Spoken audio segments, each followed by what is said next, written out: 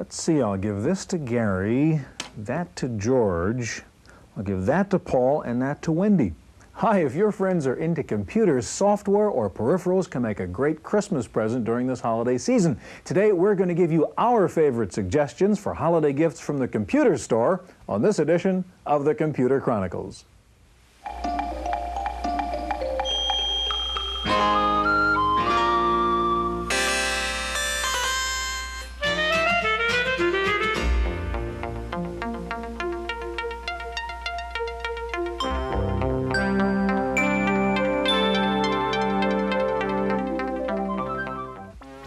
The Computer Chronicles is made possible in part by CompuServe, featuring an online reference library, Wall Street reports, at-home shopping, airline reservations, games, and hundreds of other services. CompuServe, helping people get the most from computers. Additional funding is provided by McGraw-Hill, publishers of Byte. Byte's detailed technical articles on new hardware, software, and languages cover developments in computer technology worldwide.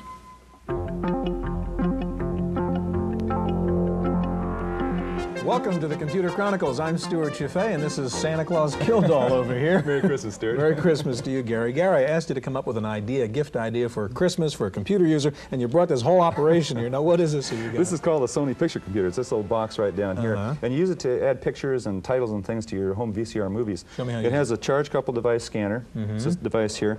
You take a piece of paper, make a little drawing on it like this. And for example, this might be a title for the trip to New York. Set it over the top, sight through it, and push the little start button.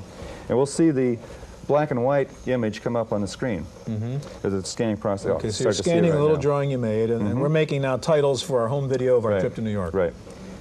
Now when the scanning process gets finished, we're going to use the controls on the scanner to fill in the colors. Okay, now it gets to the right here. We'll see a little color palette appear down in the lower right-hand corner. Okay. There it is. Okay. Now I'm going to select a red color for the apple here, and move this cursor down. You see a little X down there, and we'll paint that in. Okay. And then I'm going to go up and color the stem. I'll have to select another color here. We'll take, I'll find a green in here. There's green. Okay, stem. so move this up, center the cursor again, and then paint that in. Turn that green. Okay. Okay. And we'll move up here and get the letters. Take a, well, let's try a yellow with that one. Okay. Find a yellow. Okay, paint that in. And then we'll move over here to the end, like that. And then I'll go over here and get the exclaim. Okay. Move up here. Now you can also get a little trackball that goes with this, makes this operation a little bit faster, yeah. And I'm also going to zoom in on this one little piece so we can see that. So okay, so you got a 2x zoom function in there. Now we can take a look at that, paint that in, and then we're back again. Now we've got our picture painted. We can use this to include in our VCR taping. Okay, so I could roll. I just happen to have some video, home video, which Gary took in New York. And we here it comes. Okay, there's now the this video. is a standard right. You tell us non-professional. Here's our scanned image. Okay. Now we'll put superimpose in there. And we have our titles on top of it. Professional titles. Okay, how much does that thing cost? This is around $400. Not a bad Christmas idea. Okay, in just a minute, we're going to be joined by the rest of the Computer Chronicles gang, George Morrow, Paul Schindler, Wendy Woods, with all their suggestions for Christmas gifts for the computer user on your list. First of all, let's go out to the retail stores and see what the hot-selling items are right now in the computer stores during this holiday season. For almost every retail store, Christmas is the biggest selling event of the year. The colorful decorations are vivid reminders of the commercial importance of the holidays, and 1987 is no exception. Nervous computer retailers are watching carefully to see if Wall Street's October crash was a harbinger of bad times. But that doesn't seem to be the case, at least for now. So far, that type of bad news activity hasn't really put a dent in our business. Our customers don't even really talk about it or mention it. Probably has a lot to do with the general population who we do business with on a daily basis probably don't have a significant amount of money tied up in the stock market to begin with. So whether the stock market went up or went down really didn't affect them at all. We've seen a significant surge in business. November was a strong month altogether, and we thought we would conclude strong, but it seemed like it's almost doubled itself within the last 3 days. So people certainly are out there ready to buy. Christmas buying has a big impact on both sales volume and on the kind of product that sells. Games, for example, represent up to 75% of holiday software sales at this store. But the popularity of entertainment software doesn't mean that Yuletide shoppers are less sophisticated. They seem to be getting more selective. We're finding that people now are maybe buying their second machine, trading up, trading in. There's capabilities for customers to trade in, and we can now resale used applications. Well, Christmas time gives us a chance to build new customers. And then Christmas sales will lead into sales for the next 9 months, basically. We use the last 3 months of the year to capitalize on the 9 months of business that we've been working on so hard. Shopping for a computer can lead to a very expensive Christmas. But if most buyers view the holiday season with financial anxiety, for other more innocent shoppers, it means a lot more.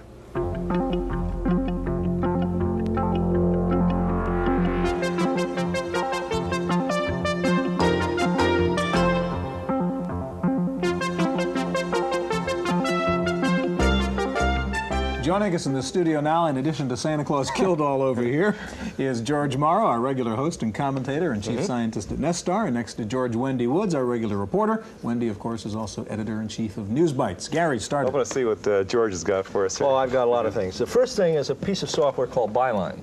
It's, I think, the best piece of desktop publishing software that's come around the pike.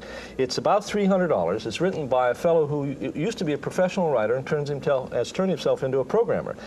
It allows you to import from almost any kind of other program that creates files like DBase 3 or any of the spreadsheet programs. It allows you to bring those into a document and format them any way you want and publish them.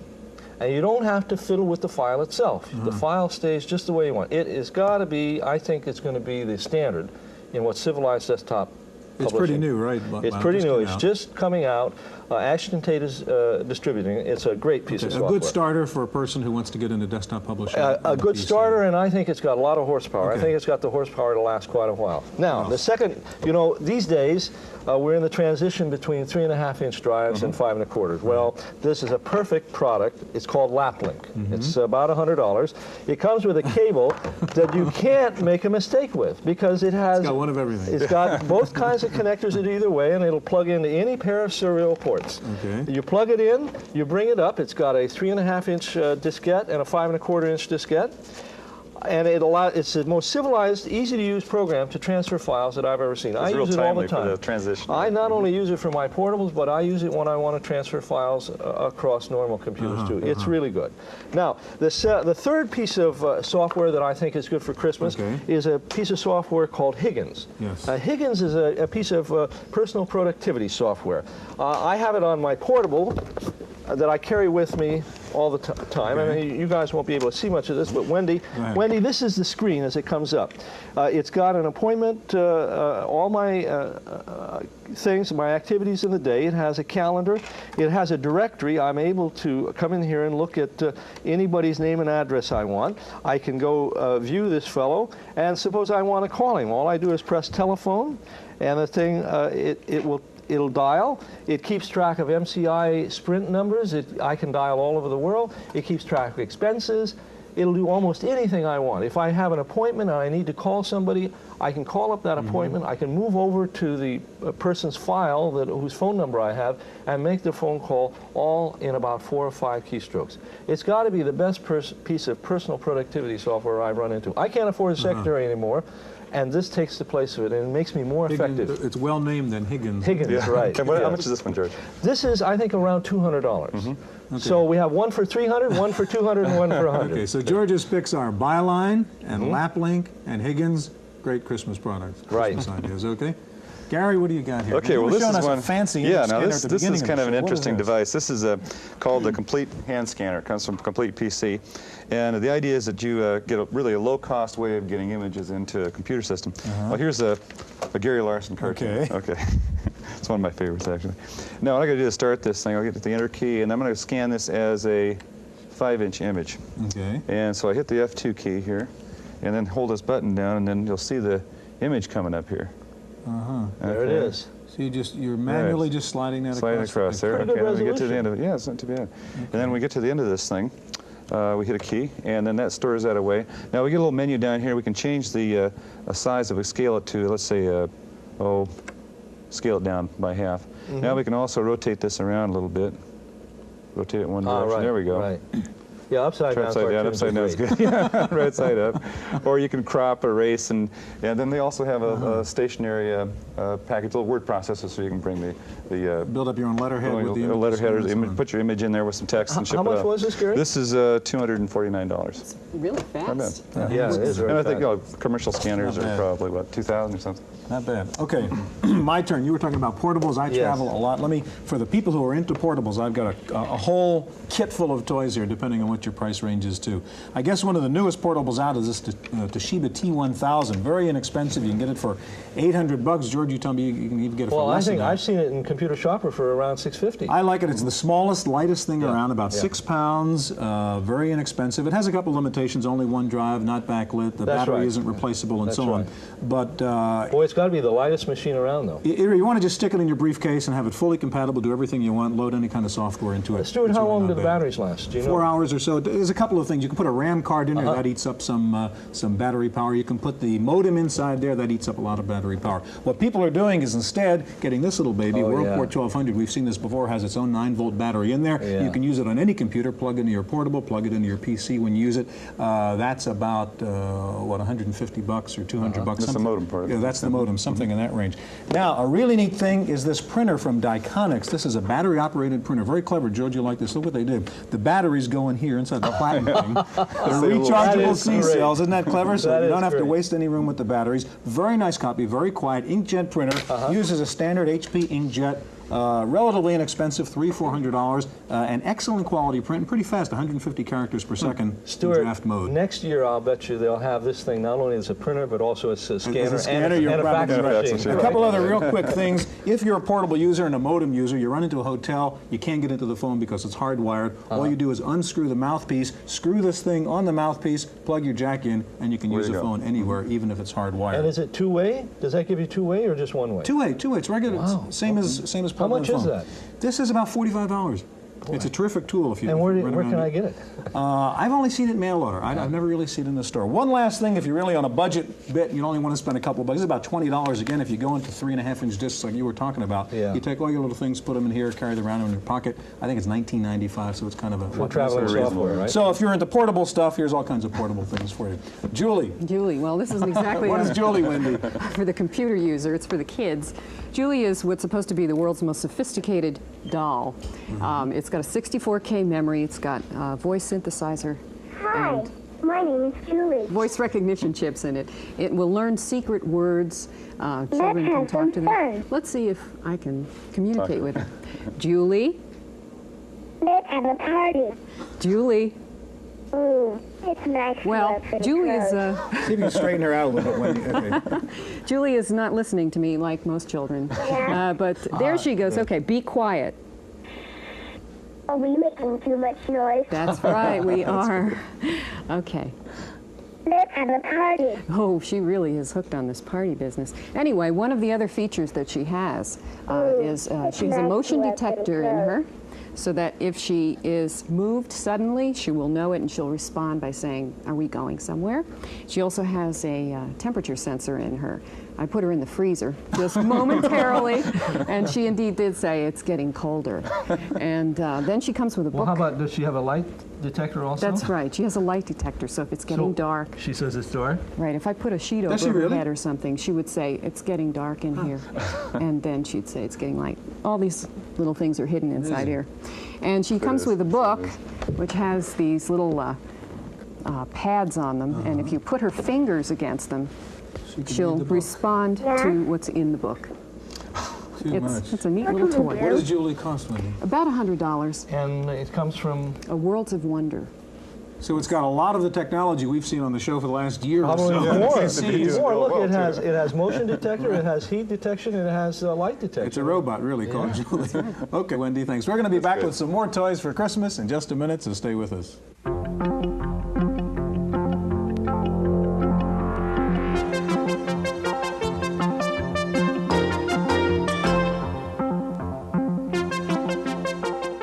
Welcome back to the studio. We've got George Morrow, Wendy Woods, and Santa Claus Gary Kilville here again with a couple more great ideas for Christmas gifts. And let's see, Gary, we're going to start with Wendy because she's something really interesting. Who's this guy? This is Mr. Game Show. It's a new toy from Galoob.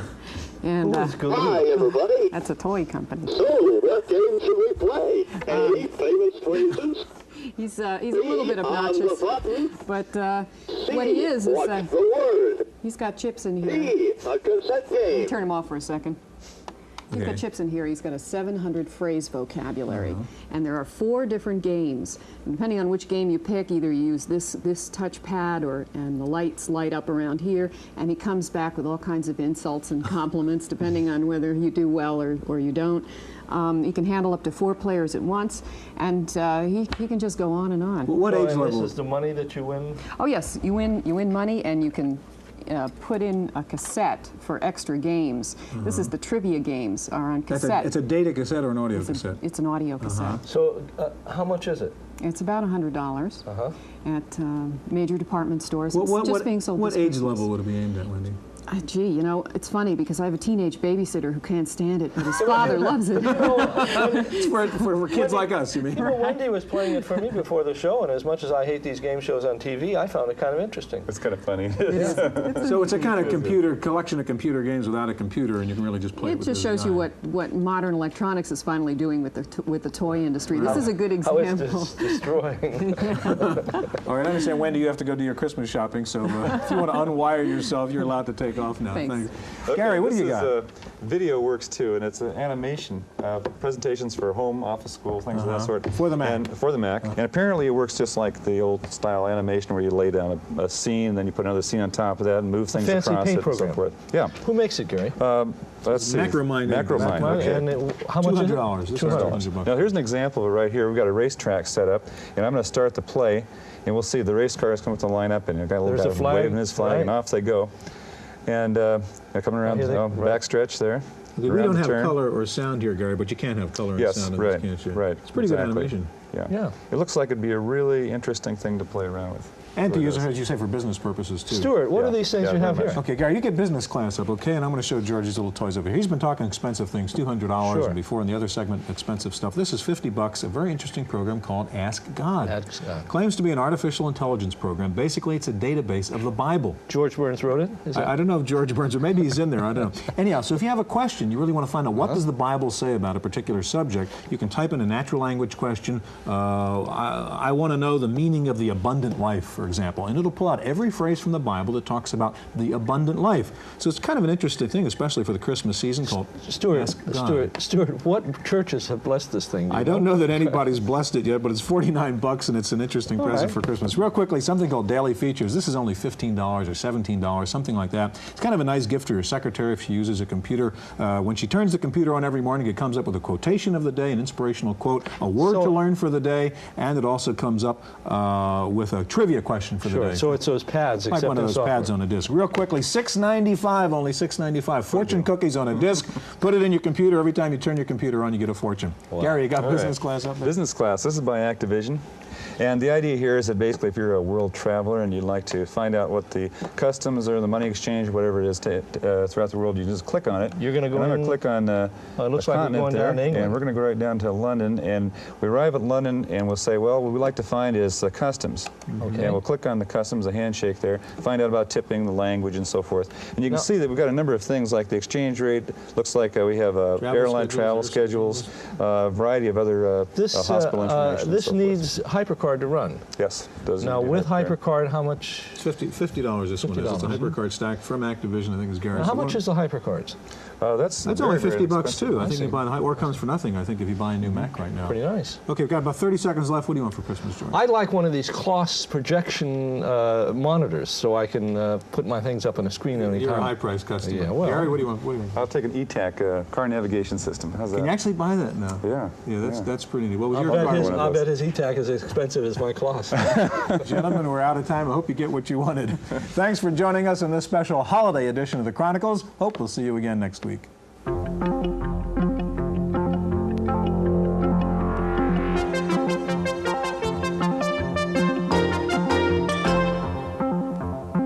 I'm Cynthia Sophia Steele sitting in for Stewart Cheifet. In the random access file this week, researchers at the University of Idaho say they have developed a microchip 100 times faster than any previously known chip. The chip is made of gallium arsenide and it runs at 320 megahertz. That means it can handle 320 million data characters per second. The designers say the chip could actually run at 1 gigahertz or 1 billion cycles per second. The new super speedy chip was designed for NASA to be used in the new space shuttle. Meanwhile, researchers at IBM say they have developed a magnetic disk which can hold 10 gigabits of information on one 3.5-inch disk. That is the equivalent of 620,000 pages of double-spaced typing on one disk, more than 50 times greater than the existing disk capacity. The breakthrough was accomplished by creating disk tracks that are only half a micron or only 20 millionths of an inch wide. If you've gotten stuck in the crack between email users and fax machine users, there may be an answer in sight.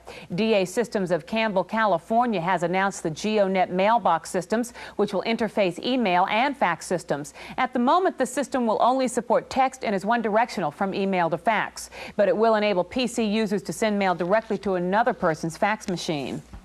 Lotus has reported the results of a survey it just completed on the future of OS 2, and the outlook is quite rosy. A majority of computer managers said they expect OS 2 to become the dominant operating system within the next 5 years. They cited the benefits of multitasking and better memory management, and they expressed confidence that software developers would adopt OS 2 and come out with more powerful and sophisticated applications to take advantage of the new operating system. Lotus also announced this week the release of a new network version of 123 called 123 Networker. The new version of Release 2 of the popular spreadsheet program will support 5 users on a single file. It's pricey, $2,475, but it does come with 5 manuals and it is not copy protected. Time now for Paul Schindler to join in with his software picks for the Christmas shopping season. Here's our special holiday edition of Paul's Software Review. Ho, ho, ho, ho. Here we are in my actual den, the room in my house in which I do my reviewing, as well as my real job as senior editor of Information Week magazine. Once again this year, with the help of my associate, San Francisco consultant Richard Dalton, I found some Christmas goodies. First, from Simon & Schuster Software comes a $10 gift, 'Twas the Night Before Christmas, an animated musical Christmas card. It starts off with jingle bells and some Santa animation. It then offers a nicely illustrated version of The Night Before Christmas. You control the pace of the text. There's a Christmas game which involves moving around pieces of a puzzle. I'm not very good at puzzles, as you can see. You can also use it to write a letter to Santa, and you can legally make copies for your friends. 'Twas the Night Before Christmas is $10. We step up a notch and move over to the Apple computer with Science Toolkit's Body Module, a $40 software package from Broderbund. I can't say enough good things about Broderbund in general and the Science Toolkit in particular. It's well-written software that's fun and educational. Now, there's lots of things you can do with the package, but we're just going to show 3 of them quickly. You can measure your heart rate, measure the volume of air in your lungs, and measure your response time. Science Toolkit Body Lab is $40. At the outer limits of reasonable pricing is Microsoft Bookshelf. Now you see, I've got my dictionary over there and my almanacs and reference manuals over here, but they're all contained on this one $300 CD-ROM, where I can access them instantly from my word processor. It's a great gift for a writer. We're going to wrap up with 2 luxury items that any PC owner would die for. If your loved one sends and receives a lot of facsimile, why not lay out $500 for this facsimile card from the Complete PC? No more fax machine. Let your PC do it. Or the ultimate Christmas computer gift, a $1,495 scanner from Dest, which can digitize most typewritten material and store it on a personal computer. No more retyping documents. What a concept. This is the software for it. With some Christmas suggestions and best wishes for your holiday season, I'm Paul Ho Ho Ho Schindler for the Computer Chronicles. Commodore is about to announce several new products for 1988, among them an AT coprocessor board called the Bridge Board. They'll also be announcing a new high-resolution monitor for the Amiga. The juiciest rumor is about the new Amiga 3000, which will have 9 megabytes of RAM and a 50 megabyte hard disk plus separate animation and graphics chips. A state legislator in California is using personal computers to bring the government to the people and vice versa. Representative Gwen Moore has started her own legislative bulletin board called There Ought to Be a Law. Her constituents can leave suggestions for new legislation on the board. She's promised to forward all suggestions to the appropriate committees and give users feedback on the dispositions of their suggestions. Finally, someone has turned the Macintosh into a poet. In fact, there are about 500 Macs scattered around the country right now in greeting card shops disguised as the computer poet. For $2.95, the Mac will ask you a few questions about the object of your affections and then compose a more or less custom-made poem for you. You can select from a variety of holiday environments such as Christmas or graduation, birthday or anniversary. There's also a home version of the computer poet software available. It's $29 and it runs on a PC compatible, an Apple II or an Atari ST. And that's it for this week's Random Access. I'm Cynthia Steele. The Computer Chronicles is made possible in part by CompuServe, featuring an online reference library, Wall Street reports, at-home shopping, airline reservations, games, and hundreds of other services. CompuServe, helping people get the most from computers. Additional funding is provided by McGraw-Hill, publishers of Byte. Byte's detailed technical articles on new hardware, software, and languages cover developments in computer technology worldwide.